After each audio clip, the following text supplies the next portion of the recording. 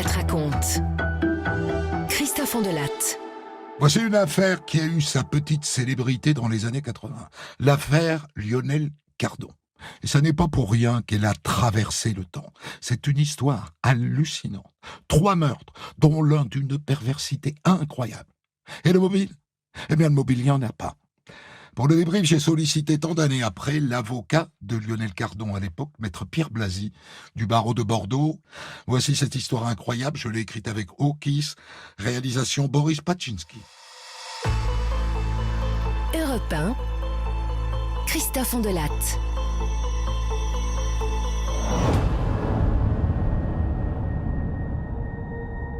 La scène de crime de cette affaire est purement hallucinante. Les policiers qui la découvrent en octobre 83 dans une maison bourgeoise de la banlieue de Bordeaux n'ont jamais vu un truc pareil. Jamais.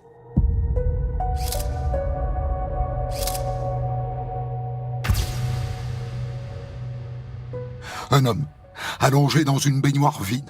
Il a un bâillon sur le visage. Il a les mains et les chevilles ligotées avec du câble électrique. Et il a une ficelle autour du cou, drôlement nouée. Regarde bien. On dirait un nœud de marin, non?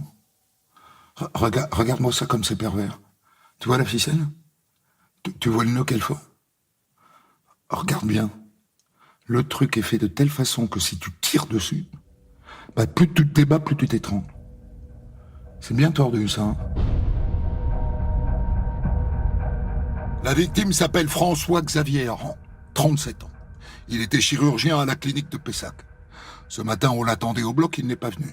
Alors on l'a appelé sur son fixe et puis sur son bip. Pas de réponse et pas de retour. Alors un de ses collègues est venu toquer chez lui. Rien. Il est allé voir les voisins, il savait qu'ils avaient un double. Il est entré et voilà. C'est lui qui a appelé la police. Patron, on a fait le tour de toutes les pièces de la maison, j'ai l'impression qu'on n'a rien volé. Il n'y a pas de désordre, il n'y a pas de fouille. À mon avis, on n'est pas sur un cambriolage qui dégénère, hein, ça paraît clair. Alors, qu'il y avait de quoi engraisser un honnête cambrioleur. De l'argent, des pièces d'or, des bijoux planqués un peu partout dans la baraque. Le tueur n'était donc pas venu pour ça. Mais pourquoi, alors? Il vivait seul, le monsieur? Non, il était marié. Sa femme s'appelle Aline. Elle a disparu, on ne sait pas où elle est. Mais ce qui est bizarre, c'est que sa voiture est là. La R5 là-bas, tu vois. En revanche, sa voiture à lui, elle est pas là. Je crois que c'est une BMW. D'accord. Un conflit avec sa femme? Non. J'ai parlé avec la femme de ménage. Elle est médecin, elle aussi, anesthésiste dans la même clinique que lui. Elle m'a dit que tout se passait très très bien entre eux. Hein. C'est normal de se poser la question. Même si en vérité, la scène de crime ne colle pas du tout avec un crime passionnel. Le bâillon sur la bouche, les fils électriques autour des poignets et des chevilles, et surtout ce nœud si particulier autour du cou. Ce petit plaisir supplémentaire de voir la victime s'étrangler elle-même en se débattant. Ça ne ressemble pas à un crime conjugal. Faut être un psychopathe pour faire un truc pareil. Un psychopathe. Patron, regardez ce qu'on a trouvé dans le tiroir au rez-de-chaussée. De la ficelle. Donc on a comparé, a priori c'est la même que celle qui a été utilisée pour le nœud autour du cou. Ok. Donc il n'est pas venu avec. Il a pris ce qu'il a trouvé sur place. Autrement dit, il a improvisé. Intéressant. Le tueur a tellement improvisé qu'il a laissé de belles empreintes digitales sur une bouteille. Et d'autres dans la Renault 5 d'Aline Aran. Malheureusement, je vous le dis, ces empreintes ne sont pas dans le fichier. Elles ne pourront servir qu'à confondre un éventuel suspect. Donc on se résume. On a un cadavre avec une mise à mort terriblement perverse et on ne sait pas où est passée Aline Aran. Elle n'est pas là, elle n'est pas à la clinique. Personne ne sait où elle est. Le lendemain, on retrouve la BM de François-Xavier Aran à 600 km de Bordeaux, garée dans une rue de Nevers. Clé sur le contact. Bon, alors qu'est-ce qu'on a là-dedans? Les cartes d'identité des deux, ok. Un chéquier au nom de Madame Aran. Intéressant, elle a fait 2 chèques le jour de sa disparition. Un de 3 000 francs Et le second, voyons, 150 francs. Et ça, c'est quoi, ça? Regarde. Ça, sur le siège passager, eh bien, c'est une tache de sang, ou en tout cas, ça en a l'air. Et ça, là, sur le bord du siège, eh bien, on dirait un trou fait par une balle. Et la balle, ben, elle est là, logée dans la garniture de la portière. C'est une balle de 7,65. On a tiré sur quelqu'un dans cette voiture. Voiture qui appartient à un homme qu'on a retrouvé mort étranglé à 600 km de là, et dont la femme a disparu. Qui a pris cette balle dans le buffet? Elle? Quelqu'un d'autre?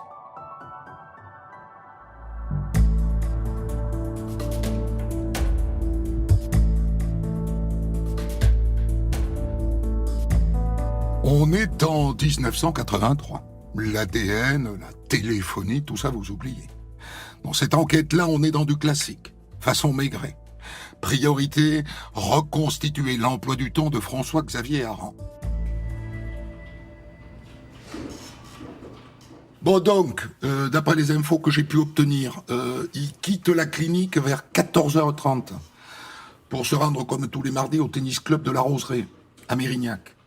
Il fait sa partie de tennis, il repart du tennis club à 17h15 pour rentrer chez lui. À 20h40, un de ses collègues médecins l'appelle.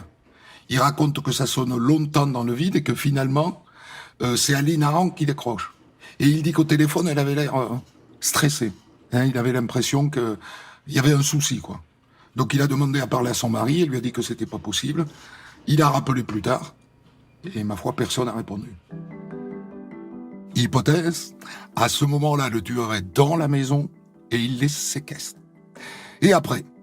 Après, manifestement, il s'en va. Il a probablement déjà tué François-Xavier. Est-ce qu'il emmène Aline avec lui? Sans doute. Vivante ou morte, on ne sait pas. Mais à partir de là, on le suit à la trace jusqu'à Nevers, où on a retrouvé sa voiture. Il dépense de l'argent de ci, de là, à Limoges, et puis à Guéret, avec la carte et le chéquier d'Aline Aran.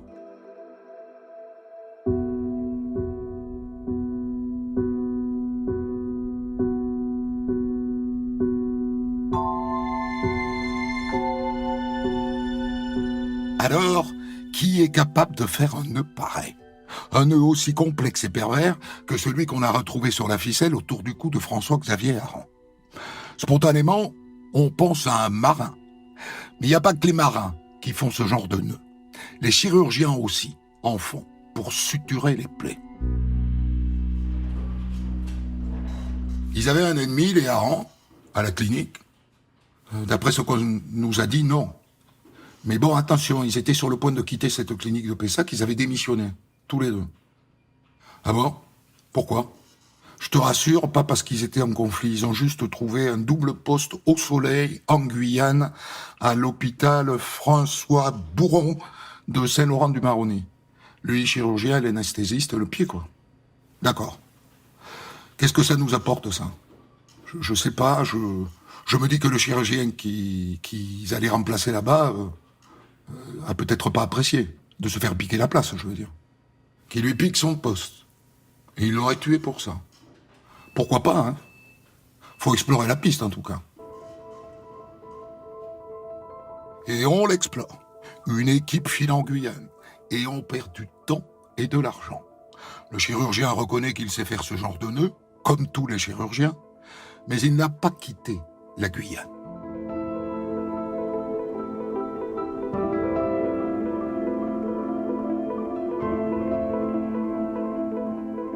Ça fait une semaine qu'on a retrouvé le corps de François-Xavier Aran. Une semaine que sa femme Aline a disparu. Une semaine qu'on ne sait pas si elle est morte ou vivante. Pour sa famille, c'est insupportable. Mettez-vous à leur place.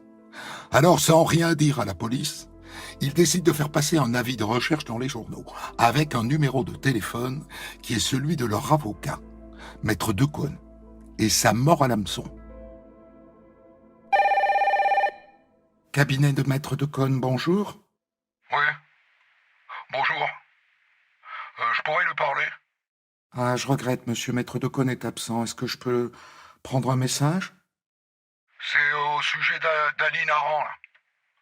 C'est moi qui la tiens prisonnière. Je veux une rançon. Une rançon?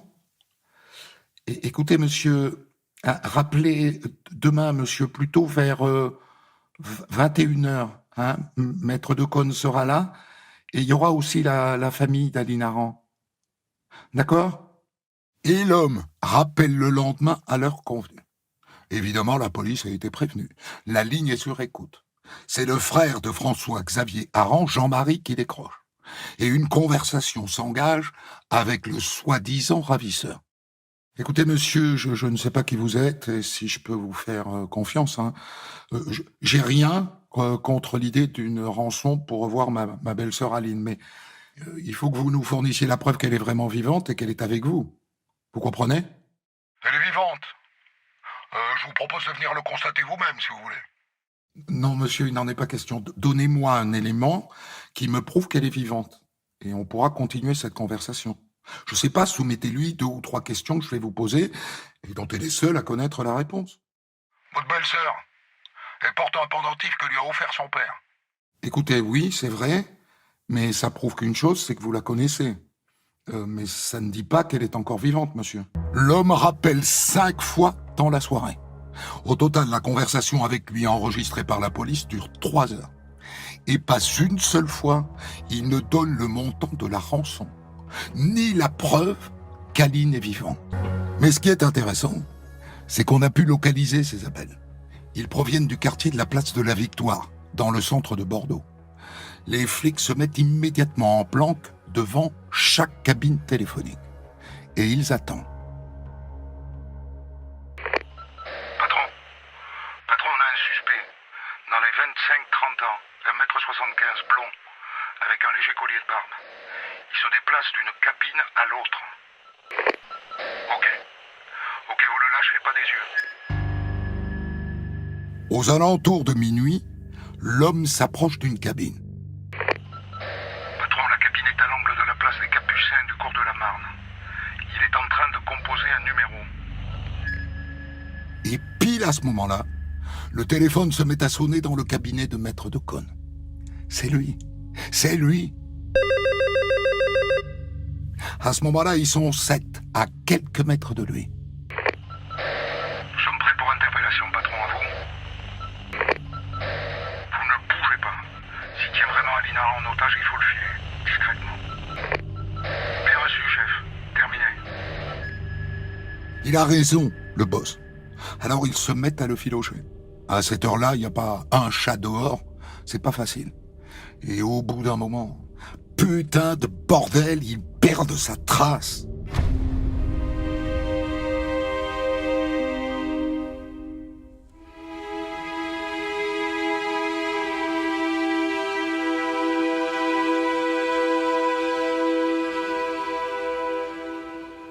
Le 28 octobre 1983, 17 jours après la disparition d'Aline Aran, on retrouve son cadavre dans un hameau à 20 km de Nevers. Et vu l'état, le légiste est formel. Elle n'est pas morte hier.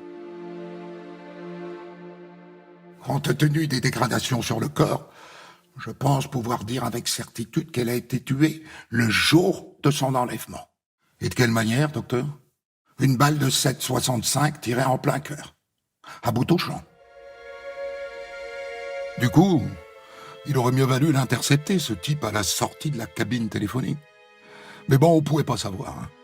Heureusement, les flics sont arrivés à tracer un portrait robot du zigoto.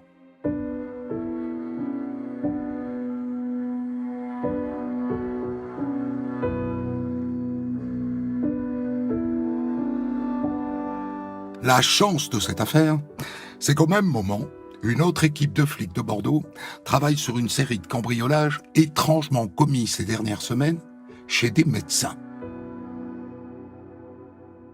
Bon, par exemple, vous devez savoir que la voisine des Aran, qui est pédiatre, a été cambriolée 2 mois avant le meurtre des Aran. Intéressant, intéressant. Vous avez quoi là-dessus? Là-dessus, rien. Mais on a été amené à faire le rapprochement avec une autre affaire, un autre cambriolage, chez un chirurgien dentiste de Lacanau. D'accord. Et Eh bien, on a trouvé une carte d'identité à la maison. Un certain Lionel Cardo, 25 ans. Et bon, si je vous appelle, c'est parce qu'il ressemble vraiment avec votre portrait robot. Hein. Cardon, vous dites? Cardon, c'est ça? Ouais, c'est ça.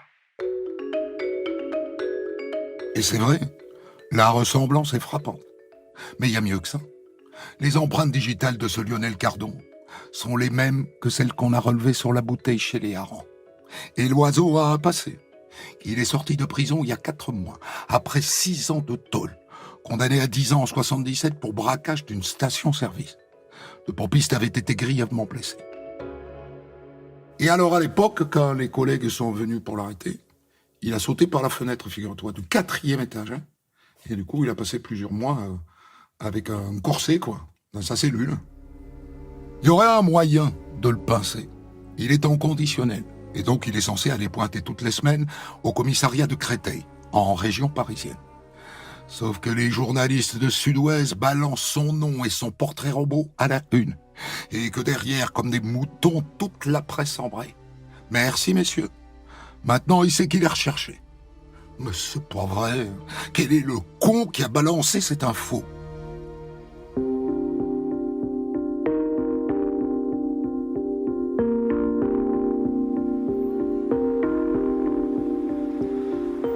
Quelques heures plus tard, place de la Concorde à Paris, 2 motards de la police arrêtent une moto, une Honda rouge. Son feu arrière ne fonctionne pas. Bonsoir, monsieur. Vous n'avez pas de feu arrière ? Ah ? Non, je l'ai pas vu. Vous nous présentez vos papiers, s'il vous plaît ? Oui, bien sûr. Voilà la carte grise de la moto, mais elle n'est pas mon nom. Et votre permis de conduire, s'il vous plaît ? Je l'ai pas avec moi. Vous vous appelez comment ? Berthaud. Jean-Claude. J'habite avenue du Maine, dans le 14e. Bien. On va vérifier ça. Vous nous suivez jusqu'à la fourrière de Birakem, s'il vous plaît ? Bon, oui, d'accord. Les 3 motos se dirigent lentement vers la fourrière. Et là, d'un coup, le type à la Honda met les gaz, direction le bois de Boulogne. Les 2 flics en enquillent derrière lui. Il s'approche. Et bam, il percute sa Honda. Le gars tombe, les flics aussi. Et là, il sort une arme. Le brigadier Auchard s'écroule. Il a pris 2 balles dans le cœur. Et le type s'enfuit en courant vers le bois de Boulogne. Et on perd sa trace. La Honda rouge appartient à un certain Lionel Cardon. Le lendemain matin, à 10h30, un homme appelle un journaliste de l'agence France-Presse. C'est Cardon. Allô ? Voilà. C'est moi qui ai tué le motard hier soir. Mais attention, hein. J'ai agi en état de légitime défense. Je l'ai vu porter la main à son étui pour dégainer, il m'aurait tué, hein, si je l'avais pas arrêté. J'ai tiré instinctivement. J'ai pas visé. Autre chose. Au sujet de l'affaire Aran, là. Moi, je tiens à vous dire que je suis totalement étranger à ce drame. Cette affaire, elle a été montée de toutes pièces. C'est une machination. C'est complètement dégueulasse. En attendant, il est toujours en cavale. 2 jours plus tard, se déroulent les obsèques du brigadier Auchard. Au même moment, Lionel Cardon s'introduit arme au poing dans le cabinet de maître Nicole Dreyfus, avocate dans le 16e arrondissement de Paris. Qu'est-ce que vous faites là, vous ? Je m'appelle Lionel Cardon. Vous vous souvenez pas ? Il y a quelques années, vous étiez partie civile dans une affaire contre moi. Non, je me souviens pas. Qu'est-ce que vous voulez ? Je veux que vous convoquiez ici une journaliste du quotidien de Paris. Annette Kahn. Bon, écoutez, monsieur. Moi, je suis pas à votre service, hein, et j'ai aucune intention de téléphoner à Annette Kahn. Alors faites-le si vous voulez, et tirez-moi dessus si ça vous chante. Moi, de toute façon, j'étais résistante pendant la guerre, alors je suis en sursis depuis 1945, d'accord ? Alors j'ai pas peur. Mais sa jeune secrétaire, qui n'a pas été résistante, elle, finit par appeler la journaliste Annette Kahn. Elle est d'accord. Elle arrive. Et là se passe un truc un peu surréaliste. Le chien de Madame Dreyfus a la crotte au bord des lèvres. Il réclame d'aller faire ses besoins. Et Cardon accepte. Bon, ok, on y va. Mais attention, hein, on le lâche devant la porte, il sait ce qu'il a à faire, il revient, on remonte. Hein. Et tout le monde descend. l'avocate, sa secrétaire, sa femme de ménage et Lionel Cardon. Le clébard est docile, il fait ce qu'on lui demande. Sauf qu'au moment de remonter, l'ascenseur est trop petit. Pas de souci, monsieur, je vais remonter à pied. Hein, on se retrouve là-haut. La femme de ménage remonte à pied. Et dans l'escalier, elle croise l'employé de maison d'une voisine. S'il vous plaît, il y a un homme armé dans le cabinet. Vous pouvez appeler la police.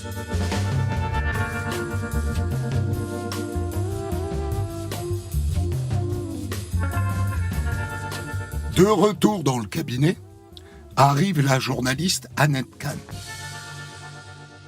C'est vous qui avez écrit cet article sur moi là dans le quotidien de Paris? Ouais, c'est moi. Bon, vous savez rien sur moi.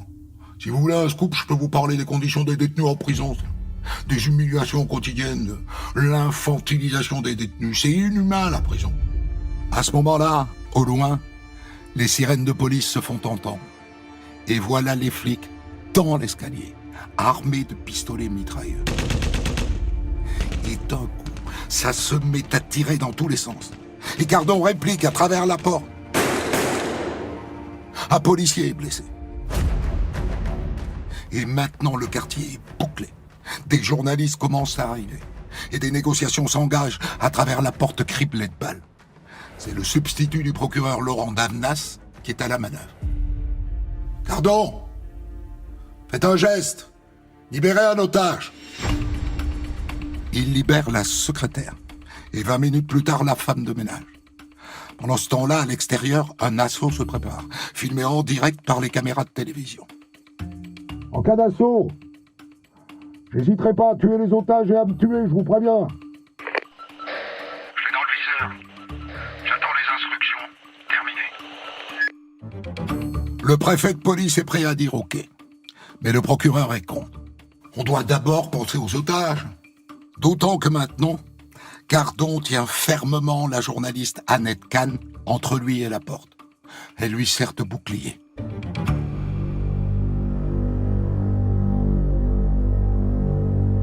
L'après-midi passe.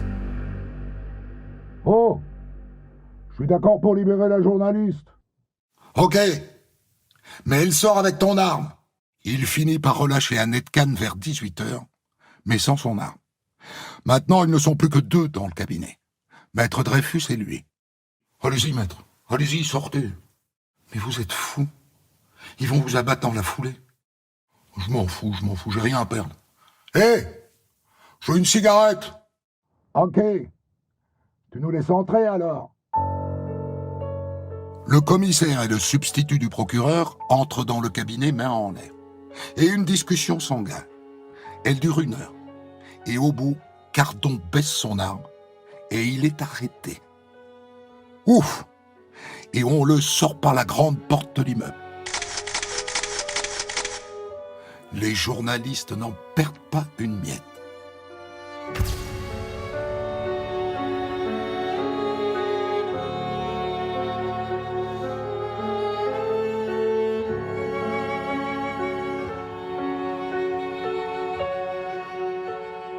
Sur le meurtre du brigadier Auchard, il peut pas nier, on sait que c'est lui.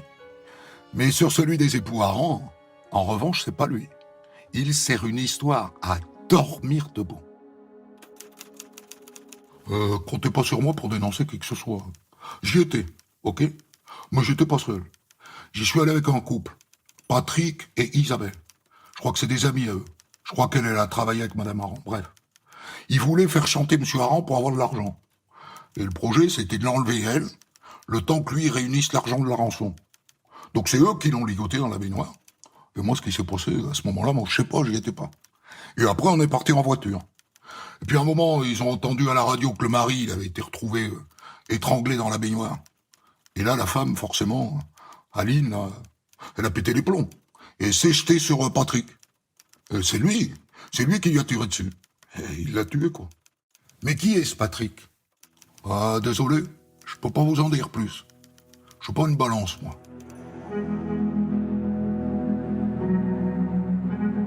Sur le papier, pourquoi pas? Ça donne un sens à ce double meurtre, qui pour l'instant n'en a pas. Alors les policiers épluchent les 12 000 noms de ceux qui ont travaillé ces dernières années à la clinique de Pessac. Et ça ne donne rien. Cette piste à la con ne tient pas.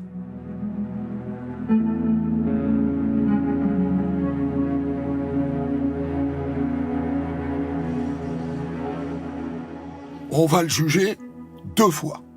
Et on commence par le meurtre du brigadier Auchard. Je voulais pas le tuer. C'était, comme qui dirait, un geste réflexe. Il a voulu sortir son arme, il avait sorti, je sais pas moi, aux 3/4. J'ai tiré le premier, quoi. Là, il s'est affaissé, et lui, il s'est mis à tirer 3 fois, pan, pan, pan. J'ai même pris une balle dans l'épaule. Et donc, j'ai tiré une 2e fois, voilà. Peut-être que j'étais un peu barjot. Mais bon, j'avais mon capital vie à défendre, quoi. C'était ma vie contre la sienne, quoi. Peut-être. Mais à la fin, c'est perpétuité.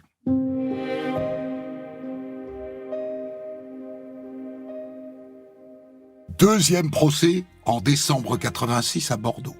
Il concerne le meurtre des époux Aran. Bien. On m'informe que M. Cardon a tenté ce matin de se trancher la gorge avec un rasoir jetable. Il n'est pas mort, mais le procès est donc reporté d'1 semaine. L'audience est levée. 1 semaine plus tard, il fait son entrée dans le box. Pâle, très pâle. Pendant toute l'instruction, il a nié le meurtre du couple de médecins.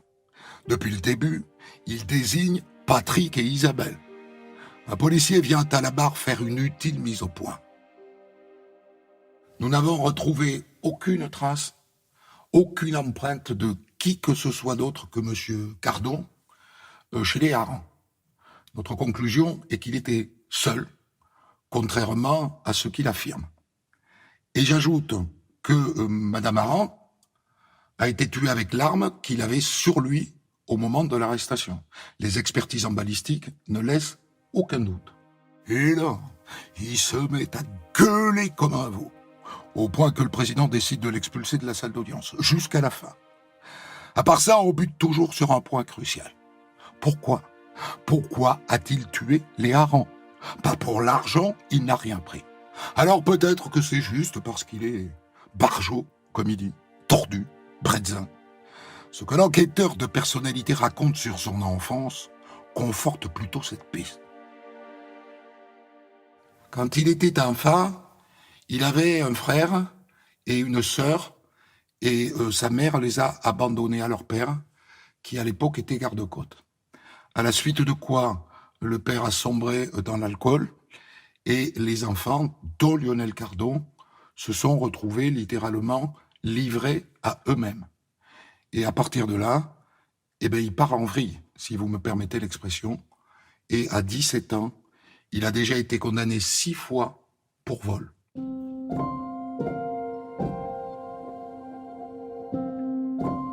Et voilà exactement comment se fabrique un psychopathe. Mais ça ne l'empêche pas d'être condamné une 2e fois à perpétuité. Cette fois-ci avec une peine de sûreté de 18 ans.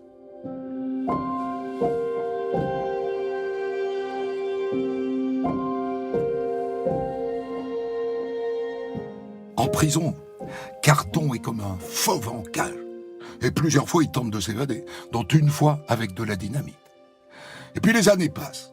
Et en 2013, après 33 ans de prison, Lionel Cardon sort. Son projet est de monter une salle de boxe. Mais aucune banque, évidemment, n'accepte de lui prêter de l'argent. 40 ans de tôle. Les banquiers sont frisqués. Et donc, il braque un bijoutier, et puis une banque. Et il en reprend pour 20 ans. Il est toujours en prison à l'heure où je vous parle. Il pourra demander une libération conditionnelle à partir de 2024. Pour commenter son histoire du jour, Christophe Ondelat reçoit un invité, acteur direct de son récit. Je vous ai raconté l'histoire de Lionel Cardon, qui en 1983, à Pessac, près de Bordeaux, a tué un couple de jeunes médecins, François Xavier et Aline Aran, apparemment sans mobile, ce qui rend l'affaire très étonnante. Et par la suite, pendant sa cavale, il a aussi tué un policier, le brigadier Auchard. Et je suis pour débriefer cette histoire avec son avocat de l'époque, Maître Pierre Blazy, ténor du barreau de Bordeaux. Maître Blazy, vous l'avez suivi d'ailleurs dans les dernières affaires, là, le braquage de la bijouterie, qui lui a valu 20 ans de plus alors qu'il venait de sortir de tôle. Oui, tout à fait. Tout à fait. Je l'ai suivi. Lorsqu'il s'est fait arrêter, bien sûr, bon, il m'a choisi comme avocat. Et puis, par la suite, bon, les faits se déroulaient sur Toulouse. C'était c'était le juge d'instruction de Toulouse qui était compétent. Bon, je ne l'ai pas perdu de vue, mais je l'ai moins vu. C'était une affaire qui me semblait tellement simple par rapport aux autres. Ouais. Mais Lionel Cardon a mal vécu cette affaire parce qu'on lui avait fait sauter toute sa libération conditionnelle avant qu'il soit jugé. Ouais. Alors donc, dans un premier temps, il a fait la grève de la faim, et lorsqu'il a dû comparaître devant la cour d'assises, il était dans un tel état de délabrement que c'était absolument impossible, je l'avais vu la veille, c'était absolument impossible qu'il puisse répondre. Il y avait d'ailleurs une expertise en ce sens. Mais le président de la cour d'assises de Toulouse a refusé le renvoi, il a voulu que le procès ait lieu, et effectivement, bon, comme j'étais avec un confrère, nous nous sommes opposés au déroulement de cette affaire. Nous avons décidé, contre l'avis du président, de quitter la salle. Le président nous a alors désignés d'office, et malgré cette désignation, nous avons refusé, et nous sommes partis. Et donc, Cardon a été jugé sans avocat, ce qui quand même est assez troublant. Il prend 20 ans de prison.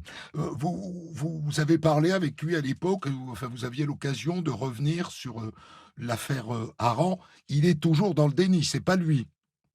Mais écoutez, il est toujours dans le déni, bien sûr.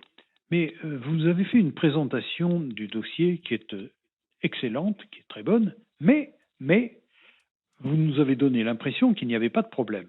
Or, il y a un problème. Et il y a un problème dans le déroulement et du procès d'assises de Paris et du procès d'assises de Bordeaux. Bon, le premier problème, c'est que ces deux affaires n'ont pas été évoquées dans l'ordre chronologique. Il aurait fallu commencer par le meurtre des époux Aran et ensuite celui du brigadier. On a commencé par le meurtre du brigadier Auchard. C'est le premier procès à Paris. Et ensuite, alors qu'il a été condamné à perpétuité avec l'ombre de Bordeaux, il a été jugé pour le procès des époux Aran. Mais après. Et donc, après. Quel problème ça porte? Quel problème ça pose? Ça porte, si vous voulez, en ce qui concerne le procès de Paris. Le procès de Paris, il y a beaucoup de choses à dire. Bon, le brigadier Auchard est tué, c'est incontestable. Est-ce qu'il y a préméditation? Est-ce qu'il y a préméditation dans ce dossier? Bon, manifestement, au départ, il n'a pas l'intention de tuer le brigadier Auchard. Il va le tuer. Alors, on peut partir du principe qu'à partir du moment où il a une arme sur lui, c'est donc qu'il prémédite de tuer quelqu'un. Vous voyez, bon, c'est un raisonnement qui, devant la cour d'assises, ne doit pas tenir. Mais on parle beaucoup de l'affaire de Bordeaux, et comme on parle de l'affaire de Bordeaux avec les deux ces médecins, si vous voulez, qui ont été tués et qu'on accuse Cardon, pour les jurés, Cardon est coupable du tout. Et nous arrivons à perpétuité. C'est donc ce procès-là, ce que je conteste, si vous voulez, c'est l'ordre. C'est l'ordre. Et lorsqu'on arrive à Bordeaux, ensuite, Cardon est déjà condamné à perpétuité.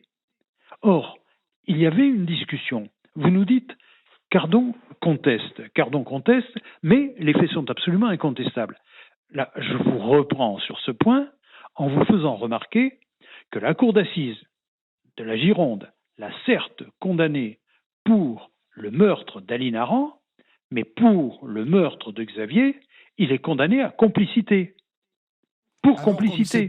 Et s'il est condamné pour complicité, c'est donc que la cour d'assises considère qu'il y avait quelqu'un d'autre. Non, la cour d'assises, ça veut dire que la cour d'assises considère qu'on ne peut pas prouver qu'il n'y avait pas quelqu'un d'autre et que c'est lui qui a tué. attendez. Non, c'est pas cela quand même. La cour d'assises considère qu'il n'y a pas les éléments pour dire que c'est lui qui a tué Xavier Aran, François-Xavier Aran. Mais il y a les éléments. Par exemple, c'est son éléments. Écoutez-moi, là, il y a les éléments, bien sûr, mais je peux discuter sur tout l'ensemble du procès. On peut voir, je vous dis, ce procès également a été faussé. Pourquoi ? Il a été faussé parce que Cardon, quand même, a indiqué qu'il était avec 2 autres personnes, vous l'avez dit tout à l'heure. On a pu démontrer quasiment que ce n'était pas possible. Vrai ou faux ? J'en sais rien. Ce que je sais, c'est que des journalistes, au début du procès, ont eu par hasard des renseignements qui leur ont dit qu'il y avait un viticulteur qui avait embauché peu de temps avant Cardon avec 2 autres personnes. Ce viticulteur, je l'ai fait citer donc tout de suite, immédiatement. C'était juste au début du procès, ça, pour venir quand même devant la cour d'assises, qu'il a confirmé.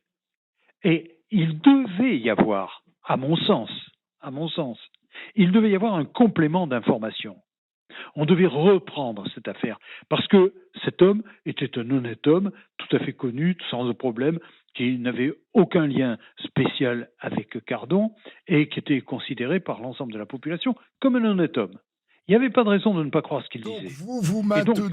Donc vous maintenez tant d'années après, 40 ans plus tard, que ça n'est pas lui qui a tué François-Xavier Aran. Attendez, je ne maintiens rien.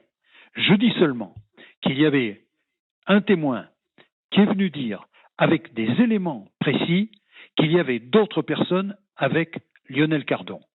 Et je dis que Lionel Cardon a toujours soutenu qu'il n'était pas seul, et que la cour d'assises, après avoir quand même étudié, on peut dire regardé, écouté, est arrivée à la conclusion qu'on ne pouvait pas dire que c'était Lionel Cardon qui avait tué François-Xavier Aran. Voilà ce que je soutiens, c'est tout. Je constate. Moi, je ne suis pas juge. Hein. Oui, mais je salue votre probité puisque vous ne le lâchez pas 40 ans après, même si depuis vous êtes un peu fâché avec lui. Non, je ne suis pas fâché avec lui. Mais à partir du moment où je ne pouvais pas, alors je peux vous dire, si vous voulez, dans notre déontologie, quand un président d'assises vous désigne d'office pour défendre quelqu'un, vous devez le défendre. C'est la règle.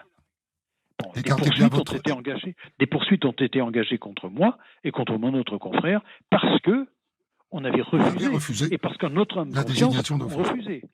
On avait refusé cette désignation d'office. On ne pouvait pas le défendre. On ne pouvait pas défendre un homme qui n'était pas présent et qui était absolument incapable de se défendre. Voilà, c'est tout. Alors, évidemment, je ne peux pas vous poser la question qui, moi, m'intéresse le plus, qui est celle du mobile. Parce qu'il n'y a pas de mobile à ce crime. Si c'est lui qui l'a commis, il n'y a pas de mobile. Effectivement, s'il est commis par d'autres et que lui est condamné à tort, à ce moment-là, il y a un mobile. Ah, écoutez, le mobile, moi, je ne le connais pas.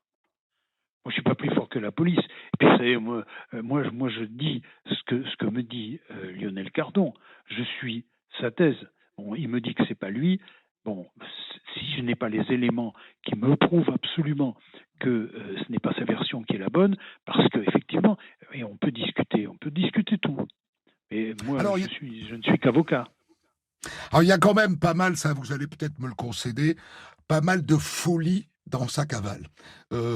Il débarque chez Maître Dreyfus. Pourquoi ?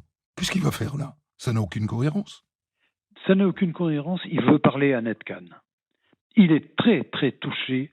C'est assez extraordinaire parce que c'est un garçon qui est d'une grande sensibilité, qui a les fleurs, j'allais dire, la sensibilité à fleur de peau.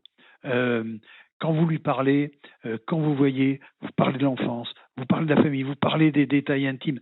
Bon, vous sentez que ce garçon, si vous voulez, est un écorché vif. Et lorsque vous voyez que Annette Kahn écrit un article qui est un article à charge contre lui et qui est un article méchant, qui rentre dans sa vie, dans sa vie intime, j'allais dire, sur ses parents, sur tout l'ensemble, il est profondément marqué par cela. Et il va demander à entendre Annette Kahn. pour s'expliquer, pour lui dire qu'elle se trompe dans son article. C'est ça le but. Ce n'est que ça. Mais Anelkam dit que ce qu'il lui a dit n'était pas cohérent, c'est-à-dire qu'il y a un hiatus entre son intention et le résultat, quoi. Écoutez, là, ce qui s'est passé après, bon, je ne sais pas. Ce qui s'est passé, ce qu'il y a de sûr, c'est que, bon, mais ça s'est mal passé. Mais vous voyez, par exemple, cette histoire d'épisode du chien, c'est quand même extraordinaire. Oui, qui laisse descendre, pisser le chien. Un délinquant ordinaire, c'est vrai, avec Lionel Cardon. Parce qu'on est un garçon, et c'est vrai qu'on est un garçon qui incontestablement est intelligent. Il écrit parfaitement bien. Il parle parfaitement bien. Et il a passé toute sa vie en prison. On ne comprend pas. Il y a quelque chose, il y a une incohérence dans tout cela. Et les faits qui lui sont reprochés sont tous effectivement très graves. Mais quand on reprend l'histoire du brigadier Auchard, bon, bien sûr c'est catastrophique, bien sûr c'est triste, bien sûr c'est un gros procès, c'est certain, mais c'est un procès qui peut s'expliquer. Bon, d'un homme qui est en cavale, qui a toute la France derrière lui, qui est attrapé, qui se sauve, qui va... Là, bon, il tombe, il va être arrêté, il va être pris, le brigadier a un revolver, va tirer aussi, lui va tirer également. Bon, on explique tout ça. Alors, je ne conteste même pas la perpétuité, mais je conteste dans cette affaire, si vous voulez, qu'on l'ait condamné pour assassinat, c'est-à-dire pour préméditation. Voilà.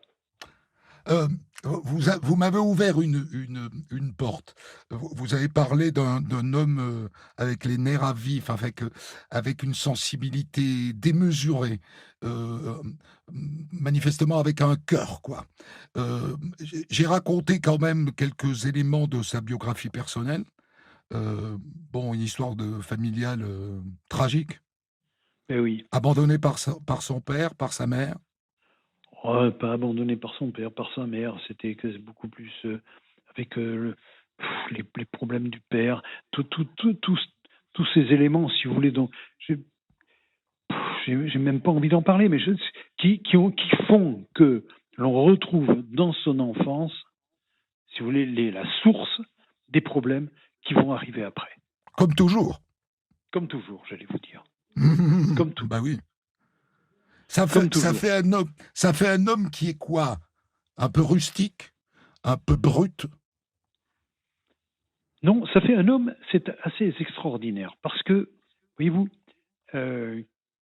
Cardon, quand il se présente au procès de Paris, au premier procès, se présente tout de blanc vêtu. Tout de blanc vêtu. Là, nous allons avoir un président qui va le juger, bon, comme il entend, il mène son audience comme il entend, mais à un moment, il va expulser Lionel Cardon. Il va expulser, ça ne me semblait pas tout à fait normal. Mais parce qu'il gueule comme un veau. Oui, c'est pour ça qu'il il se comporte mal à l'audience. Il se défend maladroitement, comme il peut. Je pense par exemple à notre confrère Garot. Quand un autre confrère Garot, à un moment donné, il va vouloir le faire taire en lui disant défenseur d'assassins d'enfants. Voilà, il va lui dire cela à Maître Garot. Maître Garot, et quand même, c'était un vieux renard, hein, Maître Garot. Maître Garot, qui savait exactement ce qu'il fallait pour le titiller, pour l'énerver. Hein. Bon, et il va réussir à l'énerver, ça c'est sûr. Et donc, Cardon va tomber dans le piège. Donc, on a un gamin fracassé qui donne un homme qui vit à fleur de peau et qui, au fond, traduit tout par de la violence. Il y a un nom pour ça, c'est psychopathe. Est-ce que ça vous paraît collé? Ça me paraît, si vous voulez, peut-être pas collé exactement. C'est pas ça. Non, c'est encore plus compliqué parce que vous savez, il a commis plusieurs délits, plusieurs des choses, mais il n'a pas commis, à part ces deux affaires, si vous voulez, on ne se retrouve pas dans des histoires de sang. On ne sent pas l'homme qui a du plaisir à tuer ou l'homme qui veut tuer. Mais c'est extraordinaire. Bon, quand on revient encore à François-Xavier Aran, il va être ligoté, vous l'avez dit, d'une certaine façon. Ouais. Les nœuds qui sont effectués sont quand même particuliers. Oui. Alors, est-ce que c'est lui? Comment ça se produit? Comment il y a ces nœuds? Pourquoi? Il n'était pas capable de les refaire, ces nœuds-là. Bien sûr que non, il n'était pas capable de les refaire. Ça, non. Il dit que ce n'est pas lui qui l'a fait. Et on ne peut pas prouver avant qu'il avait la technique pour faire des nœuds pareils. Donc ça, c'est un point pour nous convaincre que peut-être, comme le dit le verdict de la cour d'assises, peut-être y avait-il quelqu'un d'autre aussi. Pour moi, si vous voulez qu'il ait soutenu pendant tout le procès, ce point, si vous voulez, je veux dire qu'il y avait les éléments. Dans une affaire comme celle-là, je n'allais pas plaider n'importe quoi et n'importe comment. J'ai soutenu cette thèse parce que j'estimais qu'il y avait les éléments dans cette thèse, qu'il y avait les éléments dans ce dossier pour le soutenir. Il y a un point la famille Aran, il n'y avait rien du tout dans leur vie qui peut faire penser qu'il y ait eu quelques amitiés qui puissent se créer avec Cardon ou avec des amis de Cardon. Il n'y avait absolument rien de tout cela. Mais pourquoi ces gens sont venus? J'en sais rien, je ne sais pas. Il y a quand même un argument qui est assez convaincant, c'est celui de la ficelle. Je le trouve intéressant parce que le fait d'avoir utilisé une ficelle qui était dans la maison semble dire que rien n'était prévu. Et c'est ça qui est intéressant. S'ils étaient venus pour enlever Madame Aran le temps que lui aille chercher de l'argent et l'échanger contre du pognon, il serait venu avec de la ficelle. Là, on est dans l'improvisation. On ne sait toujours pas qu'est-ce qu'ils font chez les Aran et on ne sait pas pourquoi il y a cette mise en scène de la mort de François-Xavier Aran. C'est improvisé. Et c'est totalement improvisé, puisqu'on voit aussi également, c'est quand la femme de ménage arrive le matin, si vous voulez, ceux qui avaient, pour les cendriers, qui avaient des verres, qui avaient quand même plusieurs verres, il y avait plusieurs éléments, si vous voulez, la femme de ménage a tout rangé et tout nettoyé. Elle n'a pas vu le cadavre. Elle l'a vu, mais elle a été tellement choquée qu'elle a fait comme s'il n'y était pas. C'est un truc, enfin, encore quelque chose d'extraordinaire. Ça. C'est un beau dossier dans votre tête, Maître Blasi. Quand la police est arrivée, tout était nettoyé. C'est un dossier qui est resté intact dans votre tête, j'ai l'impression, Maître Blasi. Oui, tout à fait. Oui, c'est un dossier. C'est un dossier qui m'a posé quand même quelques problèmes. Qui m'a posé quelques problèmes parce que je pense que, si vous voulez, pour moi, est essentiel l'ordre des audiences. Bon, si nous avions plaidé à Bordeaux sans qu'il soit condamné à perpétuité, je pense pas que le verdict était différent, c'est peut-être pas cela, mais peut-être que le procès nous aurait appris d'autres choses. Et puis, si vous voulez, le procès également s'est déroulé pendant quelques jours, très peu de temps. Je ne sais pas si c'est pas 3 ou 4 jours, ou même peut-être un peu plus, mais enfin, très, très, très peu de temps. Nous avons été très vite, avec des audiences qui se terminent très tard. D'ailleurs, l'ensemble de la presse a pu critiquer cela. C'est un procès qui, aujourd'hui, si vous voulez, durerait au moins 3 semaines, parce qu'il y avait tous les points qui étaient les points à reprendre, à savoir pourquoi dans telle banque, il y avait Lionel Cardon, qu'on disait qu'il pouvait être avec une femme, pourquoi il y a une carte bleue qui a été tirée à tel endroit, pourquoi tout cela n'a pas été décortiqué. Vous me direz mais autre époque, autre pratique, vous le savez, Maître Blasi, dans les années 60, on jugeait les gens en une journée, dans les années 80 en 5 jours, et aujourd'hui en 3 semaines. Voilà, c'est ça, mais quand même... Bon, la justice s'est améliorée alors. Pour moi, la justice est considérablement améliorée. Parce que, moi j'ai connu quand même l'époque, mais d'ailleurs dans le procès Cardon, je ne sais même pas si j'ai pas plaidé le soir tard, c'est très tard, si vous voulez, que le verdict a été rendu dans la nuit. C'est quand même, j'ai vu des affaires quand même à Bordeaux, où je plaidais à 10h le soir. Et les jurés se retiraient pour délibérer, et le verdict était rendu dans la nuit. Merci infiniment, Maître Blasi, d'avoir réveillé tous ces vieux souvenirs pour nous. Merci beaucoup. Des centaines d'histoires disponibles sur vos plateformes d'écoute et sur europe1.fr.